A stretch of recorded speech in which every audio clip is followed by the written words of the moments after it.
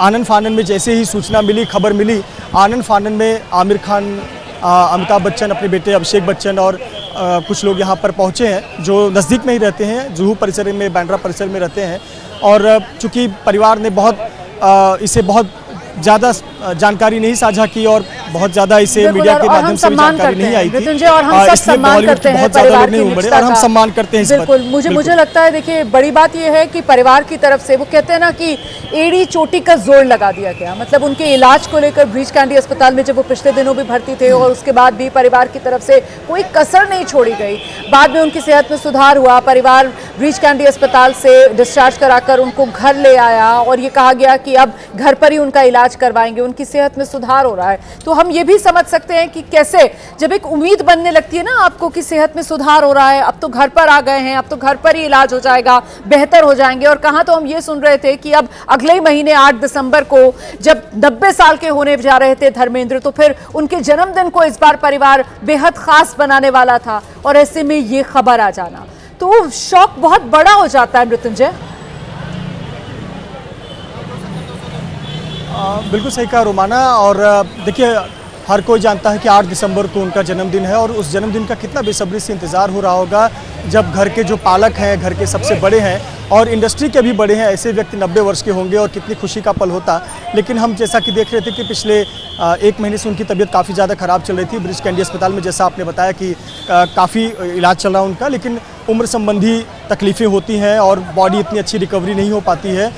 डॉक्टरों की लगातार निगरानी हो रही थी और परिवार ने भी ये तय किया कि घर पर ही जो भी मेडिकल की आवश्यकता होगी वो घर पर उपलब्ध कराई जाएगी, और ताकि अंतिम समय में भी अगर ऐसा कुछ है तो परिवार के बीच रहें। और डॉक्टर्स हमेशा उपलब्ध थे, 24 घंटे 7 दिन डॉक्टर हमेशा उपलब्ध थे। निश्चित तौर पर हम सबकी दुआएं थी, परिवार का प्रयास था, डॉक्टरों का भरसक प्रयास था कि तबीयत उनकी ठीक हो जाए, लेकिन होने को जो मंजूर होता है, उनका निधन हुआ, हमारे बीच नहीं रहे। पर देखिए, 90 वर्ष और उसमें 65 वर्ष इंडस्ट्री को देना, और अभी कुछ महीने पहले तक उनके आप सक्रिय वीडियो देखिए इंस्टाग्राम पर और सोशल मीडिया पर, ऐसा लगे कि वो बहुत उत्साहित है अगला प्रोजेक्ट करने के लिए। इस प्रकार का उनका व्यक्तित्व था। 65 साल का करियर बॉलीवुड में ये बताता है कि वो कितने बड़े व्यक्तित्व थे। और निश्चित तौर पर पंजाब से आए, मुंबई में उन्होंने पहचान बनाई और धर्मेंद्र जी की फिल्म यानी वो हिट फिल्म, अगर हिट फिल्मों के रिकॉर्ड का एक उपलब्धि अगर हो तो नंबर 1 पर धर्मेंद्र जी होंगे, क्योंकि कहा जाता है कि अगर जिस फिल्म में धर्मेंद्र जी हैं तो वो फिल्म हिट होनी ही है। और ऐसा किरदार था, ऐसे व्यक्तित्व थे और इसमें तो कोई संदेह नहीं कि देखने में वो इतने सुंदर थे कि वो आप रहिए मेरे साथ, मैं लौट रही हूँ आपके पास। देखिए, वैभव परब भी इस वक्त हमारे साथ मौजूद हैं और ज़रा वैभव से जान लेते हैं। वैभव, क्योंकि मैं बार बार इस बात को दोहरा रही हूँ दर्शकों के सामने कि देखिए, हमारा मकसद किसी तरीके की कोई सनसनी फैलाना नहीं है। परिवार की तरफ से जो निष्ठा का हवाला दिया जाता है, हम उसका पूरा सम्मान कर रहे हैं, लेकिन साथ ही साथ बतौर फैंस हम ये जो एक हक है ना उन तमाम लोगों का जो धर्मेंद्र से मोहब्बत कर सकते थे, जो धर्मेंद्र के ज़बरदस्त फैंस थे, कि आखिरी मौके पर धर्मेंद्र को एक विदा वो भी कह सकें, धर्मेंद्र की एक झलक वो भी देख सकें, बस इतनी सी हमारी मंशा है। और इसी वजह से ये तस्वीरें हम इस वक्त अपने दर्शकों को दिखा रहे हैं। आप जहां पर मौजूद हैं, कौन कौन बॉलीवुड की बड़ी हस्तियां आपने देखा यहाँ पर विले पार्ले शमशान घाट के भीतर जाते हुए? वैभव जी, मैं इस वक्त हूँ धर्मेंद्र जी के घर के निवास स्थान पर और मैं आपको यहाँ पे दिखाऊंगा कि जिन जिन लोगों को शमशान घाट पहुँचना मुश्किल हो गया है, क्योंकि जिस प्रकार से अंत यात्रा निकली है, अब धीरे धीरे है यहाँ पे जो धर्मेंद्र जी के फैंस है वो अब आना जाना यहाँ पे शुरू हो गए हैं। मेरे साथ कुछ ऐसे शख्स है जिन्होंने 30-35 साल है वो उनके घर काम किया है और जैसे ही खबर मिली उनके, तो वो तुरंत उनके घर के पास लौट आए हैं। इनको खड़े होने नहीं हो रहा है। सबसे पहले आपका नाम बताइए और ये खबर सुन के आपके मन में कितना दुख? सोना रणधीर चंडालिया, हम लोग को कल मालूम पड़ा ना, इसके लिए हम आज आए। हमको नहीं मालूम था क्या इधर गुजर गया साहब।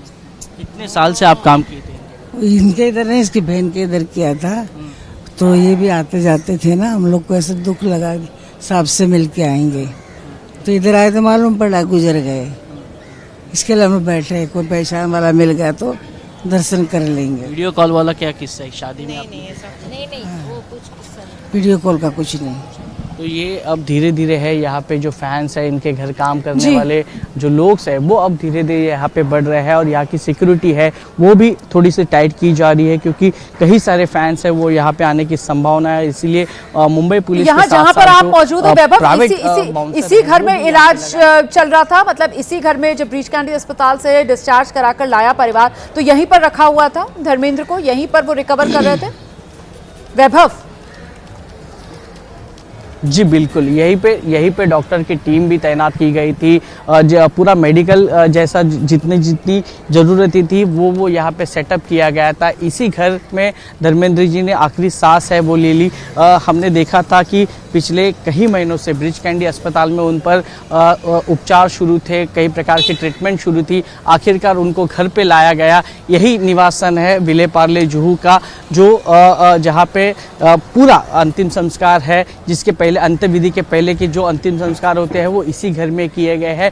अब जिन को शमशान घाट पहुंचना मुश्किल हुआ है, जो बॉलीवुड के सेलिब्रिटीज है, वो अब थोड़ी समय के बाद है वो यहाँ पे उनके परिवार को मिलने आने की संभावना यहाँ पे रही है। मेरे साथ में लौटूंगी आपके पास, सूरज ओझा का रुख करेंगे। सूरज, अपने घर पर ही, अपने निवास स्थान पर ही धर्मेंद्र ने अंतिम सांस ली, वहीं पर मौजूद हैं वैभव परब, एक भरी पूरी जिंदगी गुजार कर, और उम्र के इस पड़ाव में भी, जिसका जिक्र अभी कुछ देर पहले मृत्युंजय भी कर रहे थे, कि पूरी तरीके से वो जिंदा दिल की मिसाल के तौर पर उभरते थे। सोशल मीडिया पर वो एक्टिव रहते थे, सोशल मीडिया पर वो जिस तरीके के अपने वीडियोस डाला करते थे, स्विमिंग करते हुए, खेती करते हुए, अपने फार्म हाउस में बैठे हुए, वो ठेठ पंजाबी अंदाज में चारपाई पर बैठे हुए, तो एक अलग ही मिजाज, एक अलग ही अंदाज धर्मेंद्र का नजर आता था। सूरज?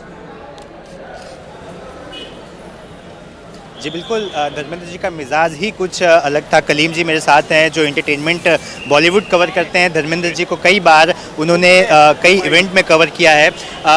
जैसे कि रोमाना बोल रही थी कि उनका जो मिजाज था काफ़ी हंसीपूर्ण मिजाज था, सोशल मीडिया पर हंसते रहते थे। क्या कहेंगे? बिल्कुल उन्हीं का एक शेर है कि सब कुछ पाकर भी हासिले ज़िंदगी कुछ भी नहीं, कमबख्त जान क्यों जाती है जाते जाते। ये जो है धर्मेंद्र जी का ही शेर है कि वो इतने खुश मिजाज इंसान थे कि मतलब वो हमेशा लोगों को हमेशा यही कहते थे कि हमेशा मुस्कुराते रहो, ज़िंदगी के हर लम्हे को एंजॉय करो। वो मतलब इस एज में भी वो सोशल मीडिया पर इतना सतर्क रहते थे, इतना अलर्ट रहते थे कि वो आए दिन अपने वीडियोस वगैरह भी डालते थे, और लोगों को हमेशा, जो नौजवान हैं उनको हमेशा एक नई सीख दिया करते थे कि मुस्कुराते रहो, कोई भी हालात कैसे भी हों, ज़िंदगी से जद्दोजहद कीजिए, आप आगे बढ़िए अपनी ज़िंदगी को, और अपने घर परिवार के साथ हर चीज़ एक खुश मिजाजी उनके अंदर जो दिखती थी, वो ऐसा लगता था कि यकीनन वो एक इंस्पिरेशन के लायक हैं।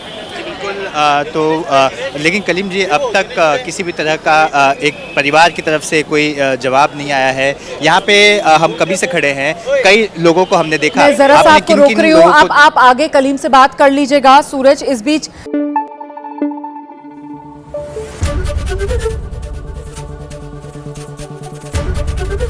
एबीपी न्यूज आपको रखे आगे।